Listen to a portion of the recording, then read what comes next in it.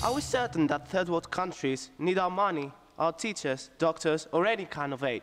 In many ways, we can help those countries to develop. First of all, we have to achieve public awareness. We have to let our Europeans know there are countries out there that suffer and need our help. We have to set certain developmental goals, and first of all, we have to use our allocated money as a fuel for the growth, so as to achieve the restabilization of their inner infrastructure. By subsidizing money, it is important for us to tone the local economy to aim for an increase in productivity. We have to tone the economy so as to let the suffering people get back on their feet. In an effort, it is also crucial that we provide humanitarian aid. We have to help those people combat the problems of today, resolve poverty, epidemics, and other great problems of the modern world. We have to provide the third countries with knowledge, new prospects of rebuilding themselves. We should not solely focus on keeping the countries in need alive. It is more essential for us to help them regain their independence. First of all, we emphasize the need to combat language barriers.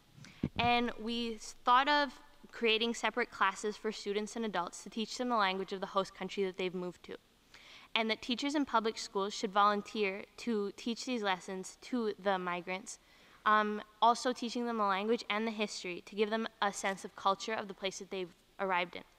Helping to give refugees the means to be heard and have a voice in the society that they've moved to will help them integrate and become more into part of the culture that they've moved into. Second of all, we thought of incentivizing firms to make it so that companies have to fill quotas, a sort of affirmative action, if you will.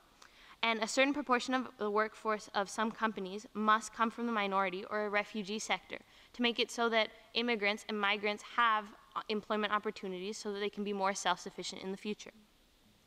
Then we moved on to the educational facet of this problem. And we thought of initiating informative campaigns to raise public awareness and change public opinion about the topic.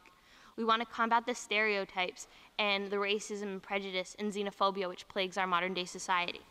If I've understood this correctly, you've actually looked at the question of positive discrimination also in the debate, that we should have something like a quota for refugees, that we should actually be able to employ them. I'd like to know how you're supposed to be doing that. If we have a refugee as a candidate, and let's say a native or someone who's actually long, long time in the same country, let's say they're both applying for a job, would the refugee get the job just to fill the quota, or would the actual native get the job?